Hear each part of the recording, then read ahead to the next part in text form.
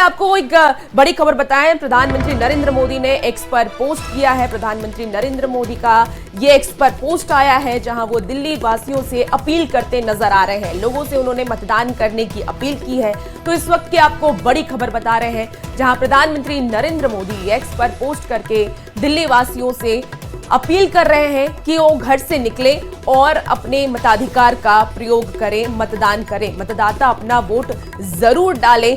ये प्रधानमंत्री नरेंद्र मोदी एक्स पर लिख रहे हैं। तो प्रधानमंत्री नरेंद्र मोदी का सोशल मीडिया एक्स पर ये पोस्ट सामने आया है जहां मतदान शुरू होने से पहले ही लोगों से वो मतदान करने की अपील कर रहे हैं। उन्होंने लिखा है कि मतदाता अपना वोट जरूर डालें। तो बड़ी खबर आपको बता रहे हैं जहां प्रधानमंत्री नरेंद्र मोदी का एक्स पर पोस्ट आया है और इस पोस्ट के जरिए वो तमाम मतदाता से ये अपील कर रहे हैं कि हर कोई अपने घर से निकले और मतदान करे।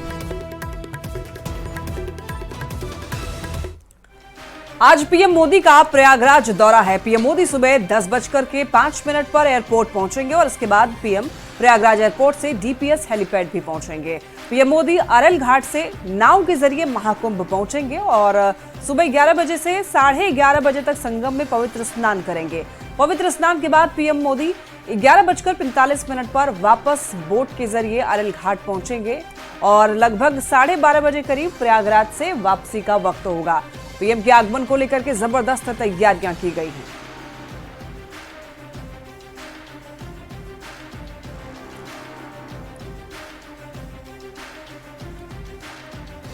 और अब आपको बिहार लेकर चलते हैं जहां आज मुंगेर में सीएम नीतीश कुमार की प्रगति यात्रा है और 438 करोड़ की योजनाओं की सौगात आज सीएम देने वाले हैं। कई योजनाओं का उद्घाटन और शिलान्यास भी सीएम नीतीश कुमार के हाथों होना। आपको बता दें कि मॉडल अस्पताल का उद्घाटन भी सीएम नीतीश कुमार करेंगे। तालाब, खेल मैदान और रिंग रोड की सौगात भी आज सीएम देने वाले हैं। तो बड़ी खबर इस वक्त आपको बता रहे हैं। प्रगति यात्रा के मद्देनजर आज मुंगेर पहुंचने वाले हैं सीएम नीतीश कुमार, जहां 438 करोड़ की योजनाओं की सौगात आज मुंगेर वासियों को मिलने वाली है। कई योजनाओं का उद्घाटन और शिलान्यास भी सीएम करते नजर आएंगे। मॉडल अस्पताल का उद्घाटन भी करेंगे। स्वास्थ्य को लेकर के भी सीएम सजग नजर आ रहे हैं और ऐसे में मॉडल अस्पताल का उद्घाटन भी सीएम नीतीश कुमार करने वाले हैं। इसके साथ ही तालाब, खेल मैदान और रिंग रोड का भी सौगात आज मुंगेर वासियों को मिलेगी। नीतीश कैबिनेट की हुई बैठक में 136 एजेंडों पर मुहर लगी है। मुख्यमंत्री नीतीश कुमार ने कैबिनेट की बैठक में प्रगति यात्रा के दौरान की गई कई घोषणाओं को लेकर के कई प्रस्ताव पर मुहर लगाई है।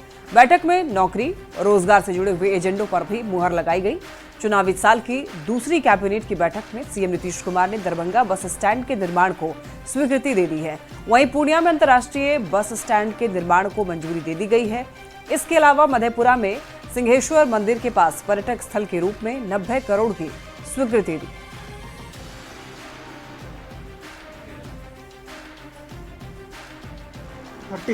जो योजनाएं थी, जो जिन पर निर्णय हुए, उसमें आपके 82 योजनाएं प्रगति यात्रा से संबंधित हैं। शुरू में जो 39 योजनाओं की स्वीकृति हुई है, वो 39 योजनाएं जो हैं वो विभिन्न मंत्री परिषद की जो बैठक हुई है, इससे पहले भी हुई थी, उसमें स्वीकृति हुई है।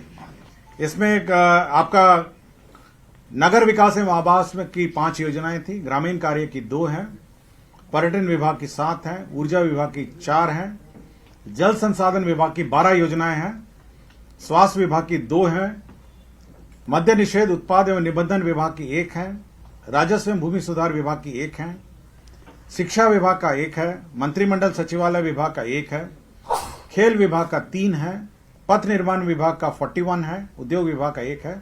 कुल 81 योजनाओं की स्वीकृति हुई।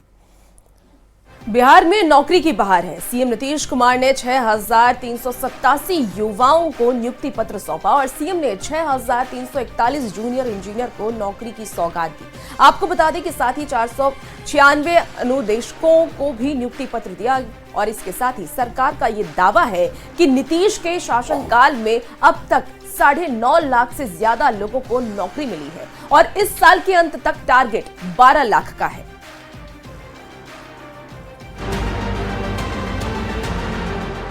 बिहार में जब सीएम नीतीश कुमार हैं तो नौकरी की बहार है।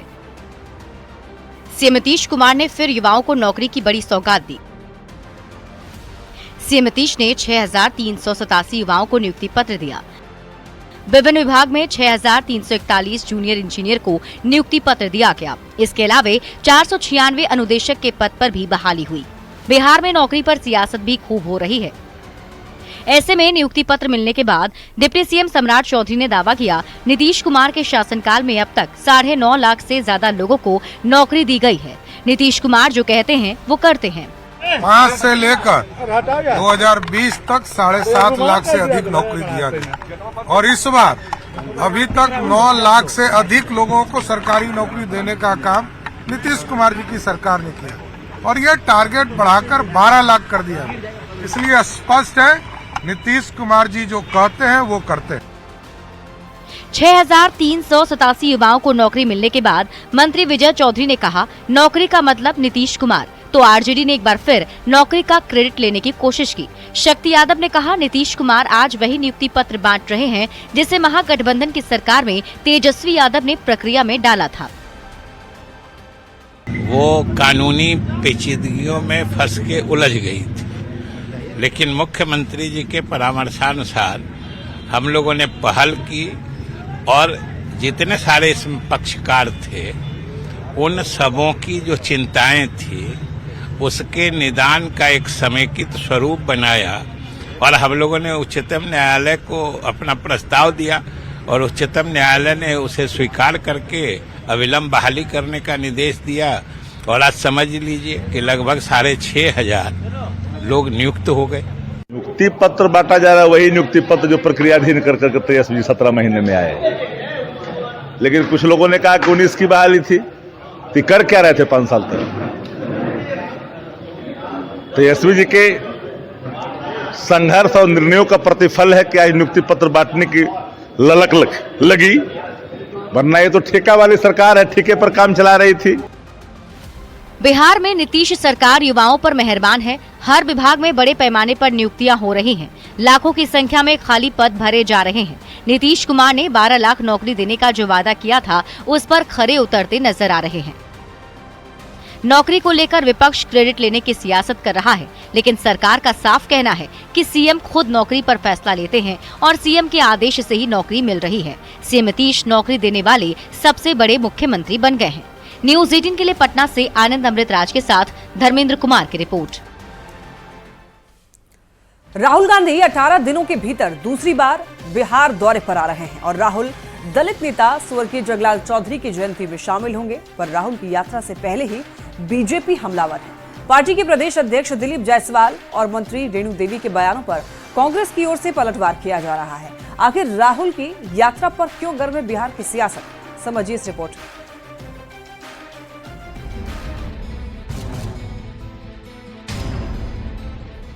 कांग्रेस सांसद राहुल गांधी 18 दिनों के अंतराल में दूसरी बार बिहार आ रहे हैं। बुधवार को राहुल पटना में स्वतंत्रता सेनानी और दलित नेता जगलाल चौधरी की 130वीं जयंती के मौके पर आयोजित समारोह में शिरकत करेंगे। पर राहुल के दौरे से पहले ही बीजेपी के नेता हमलावर हैं। सबसे पहले पार्टी के बिहार अध्यक्ष दिलीप जायसवाल ने कहा, बिहार में कांग्रेस विधायक दल के नेता शकील अहमद खान के बेटे की आकस्मिक मौत पर संवेदना दिखाते हुए राहुल अपना दौरा रद्द कर दें। हमको लगता है कि संवेदना के आधार पर कल के राहुल गांधी जी का कार्यक्रम, राजनीतिक कार्यक्रम उचित नहीं होगा, लेकिन फैसला अपना अपना होता है, बड़े लोगों का फैसला है, शायद वहाँ संवेदना कम हो। इधर बिहार सरकार की मंत्री रेणु देवी कहती है कि राहुल गांधी के बिहार आने से कोई फर्क नहीं पड़ता, क्योंकि बिहार में कांग्रेस खत्म हो चुकी है।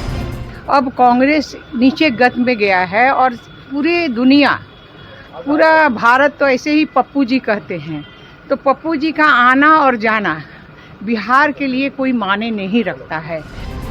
बीजेपी राहुल के दौरे पर सवाल उठा रही है। कांग्रेस को बैसाखी के सहारे तक की बात भी कही गई, तो वहीं कांग्रेस की ओर से पलटवार भी किया जा रहा है। सुनिए पार्टी प्रदेश अध्यक्ष अखिलेश सिंह क्या कह रहे हैं। कांग्रेस बैसाखी पर कैसे 1885 का पार्टी है, देश के स्वतंत्रता आंदोलन की पार्टी है, हम लोगों के सहारे सब लोग चलता है। जाहिर है दलितों और पिछड़ों तक पहुंच बनाने के मकसद से राहुल गांधी विधानसभा चुनाव से पहले एक्टिव मोड में हैं। पिछले महीने ही 18 जनवरी को राहुल संविधान सुरक्षा सम्मेलन में शामिल होने पटना आए थे और 18 दिनों बाद ही राहुल जगलाल चौधरी की जयंती पर भी पटना पहुंच रहे रहे हैं। अब तक के चुनाव में आरजेडी की बैसाखी पर चल रही कांग्रेस शायद अब बिहार में अपना खोया वजूद तलाशना चाहती, तभी विधानसभा चुनाव से पहले राहुल एक्टिव दिख रहे हैं और बीजेपी उन पर हमलावर है। न्यूज 18 के लिए पटना से धर्मेंद्र, रवि एस नारायण और शैलेंद्र कुमार की रिपोर्ट। प्रधानमंत्री नरेंद्र मोदी ने लोकसभा में राष्ट्रपति के अभिभाषण पर चर्चा का जवाब दिया। प्रधानमंत्री मोदी के निशाने पर समूचा विपक्ष रहा। करीब 1.5 घंटे के अपने स्पीच में कैप्शन को लेकर के मोदी ने अपनी सरकार की पीठ थपथपाई तो अर्बन नक्सल, शीश महल जैसे शब्दों का जिक्र कर पीएम ने राहुल गांधी और केजरीवाल पर भी तंज कसा। इतने लाख के घोटाले। लोकसभा में राष्ट्रपति के अभिभाषण पर जवाब देते हुए प्रधानमंत्री नरेंद्र मोदी ने सबसे पहले भ्रष्टाचार को लेकर विरोधियों पर हमला बोला। सदन में दावा किया गया कि 10 साल की केंद्र की सरकार में पैसे करप्शन के जो बचे उससे जन सरोकार के कार्य किए गए। जनार्दन की सेवा में लगे। प्रधानमंत्री ने कहा है कि उन्होंने खुद के लिए शीश महल नहीं बनवाया। पहले अखबारों की हेडलाइन हुआ करती थी, इतने लाख के घोटाले, इतने लाख के घोटाले, इतने लाख के घोटाले। 10 साल हो गए। ये घोटाले न कर करके, घोटाले न होने से भी देश के लाखों करोड़ रुपए बचे हैं जो जनता जनार्दन की सेवा में लगे। लेकिन उन पैसों का उपयोग हमने शीश महल बनाने के लिए नहीं किया। केजरीवाल और राहुल गांधी का नाम लिए बगैर प्रधानमंत्री ने अर्बन नक्सल जैसे शब्दों के जरिए जोरदार प्रहार किया। सुनिए। ये अर्बन नक्सल की भाषा बोलने वाले, इंडियन स्टेट के खिलाफ लड़ाई की घोषणा करने वाले न संविधान को समझ सकते हैं, न देश की एकता को समझ सकते हैं। चुनाव के दरमियान ये भत्ता देंगे, वो भत्ता देंगे, वादा तो करते हैं लेकिन पूरा नहीं करते हैं। ये दल युवाओं के भविष्य पर आपदा बनकर गिरे हुए हैं। अपने करीब 1.5 घंटे के भाषण में प्रधानमंत्री मोदी ने जोरदार तरीके से विरोधियों पर प्रहार किया, विपक्ष के घोटालों का जिक्र किया और विरोधियों की जमकर खिंचाई की। संसद में प्रधानमंत्री के भाषण की जेडीयू के राष्ट्रीय कार्यकारी अध्यक्ष संजय झा ने भी तारीफ की। बिल्कुल सही कहा प्रधानमंत्री जी ने कि जिस तरीके से वेलफेयर का पैसा अब लोगों के डायरेक्ट अकाउंट में जाता है, तो अपने गांव में बिहार में देखते हैं कि अब 2 बोरा धान भी बेचिए आप तो आपके अकाउंट में पैसा चला जाता है। ये तो क्रांतिकारी कदम हुआ है। प्रधानमंत्री नरेंद्र मोदी ने लोकसभा में राष्ट्रपति के अभिभाषण पर अपने कार्यकाल में 14वीं बार धन्यवाद प्रस्ताव दिया। संसद में प्रधानमंत्री ने खुद को सौभाग्यशाली बताते हुए देश की जनता को धन्यवाद दिया। 31 जनवरी से शुरू हुए संसद का बजट सत्र 13 फरवरी तक चलेगा। ऐसे में प्रधानमंत्री के जवाब के बाद विपक्ष के रुख पर सभी की नजरें टिकी हुई हैं। Bureau report, news 18।